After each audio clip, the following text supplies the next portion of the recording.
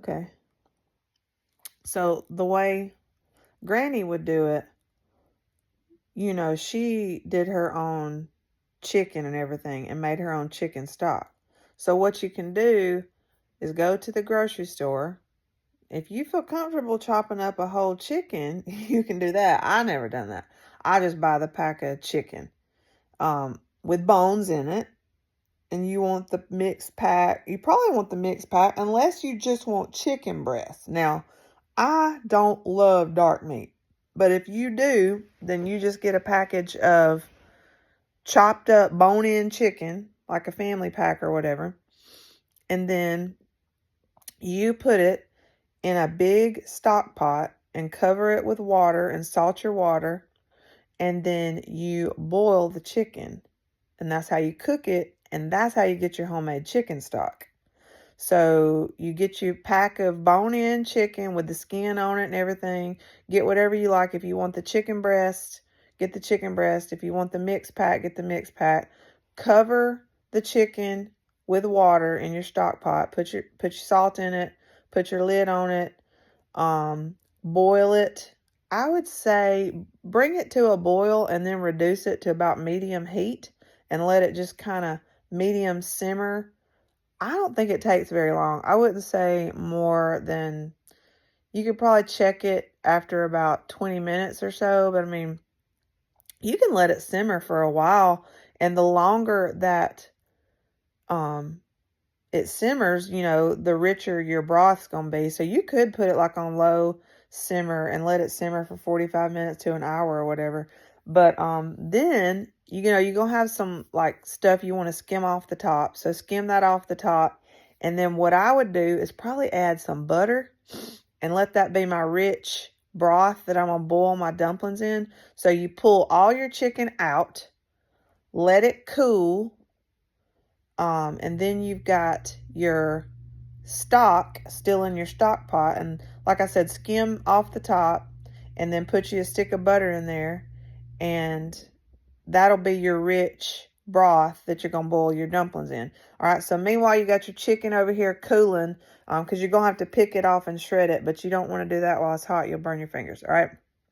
So, let's see if I can remember on the dumpling part. All right, you're going to have to get your counter, get you a good space on your counter. You're going to get just plain white flour. Bob always did milk and Granny did water. So it depends on, I don't know why. I think they're both really good.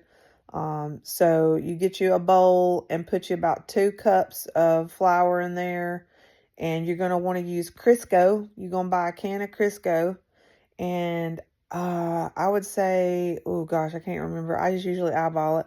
Maybe a couple of tablespoons of Crisco and a little pinch of salt. And what you're going to do before you add your liquid is you're going to take your fork and really cut that. Cut it up. And it's going to turn into little dry bits. But that's what you want to do. You want to cut that grease into that flour and get your little dry bits. And then when you think you've got it good and cut up, you're going to add a couple of tablespoons of your, I think, warm water. And then that's when you're going to form it into a ball. It's going to be kind of like a slightly damp dough. And you're going to want to form it into a ball. All right, so all that, you just kind of have to eyeball it, work with it. You don't want your dumplings to be wet. You want that to be kind of a, damp but very firm mixture. And you're going to have to work it with your hands and all that, and you're going to end up with a big dough ball in your mixing bowl. All right, so then you get your space out on your counter. Now, it's going to be messy. You can put down wax paper if you want to. You're going to need a rolling pin. You're going to spread flour over it so that you get a good spot to do your dumpling. You got to spread flour over it in a big circle. And then you're going to pinch off a bit of dough. Put it out there and you got to roll it out with your rolling pin. And you got to roll it really thin. The thinner, the better on the dumpling. So that's where the hard work comes in. So you roll it out thin. And then she always just took a butter knife and cut it down in strips. Just cut your strips, maybe cut them lengthwise and then across one time. And then you got strips. I would say you want your strips to be about 4 to 6 inches long.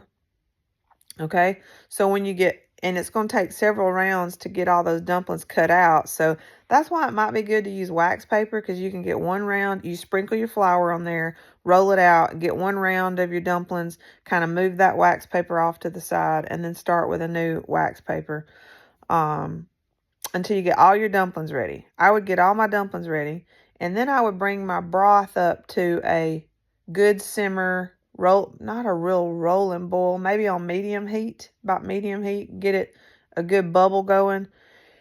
And then you're going to drop your dumplings in there, but you ain't going to put them in there all at the same time. You're going to have to do it in kind of rounds, and they'll kind of float to the top. But do a few, get your pot full, then come back, do some more, let those cook a little bit, come back, do some more. And they're going to soak up that broth, so make sure you still got plenty of broth in there. And then meanwhile, you're going to have to shred your chicken. So your dumplings are going to be cooking. It doesn't take them that long to cook. That whole process, depending on how much dumplings you make, and this is all relative, like it's all eyeballing it. You can do more dumplings if you want, then you're going to, of course, do more flour, more Crisco, whatever. Depends on how many dumplings you want to make. But you're going to shred your chicken, pull it off the bone. So when your dumplings are ready on the stove, then you can just add your chicken back in and just kind of stir it around. And then when you added your butter to your stock originally, that gives you that good rich flavor. So you should be good there. You might want to add a little pepper, salt and pepper. I know Granny always added salt and pepper at the end. And that should do it. But it is a lot of work. It's actually a really cheap meal. It does not cost you much of nothing. You got a little bit of butter, flour, and a pack of chicken, and salt, and that's about it. And Crisco. So it's actually a really cheap meal. It's actually a meal you could probably make for, I don't know, just really the bulk of the cost is the chicken. And it'll make a lot. It's just a lot of work.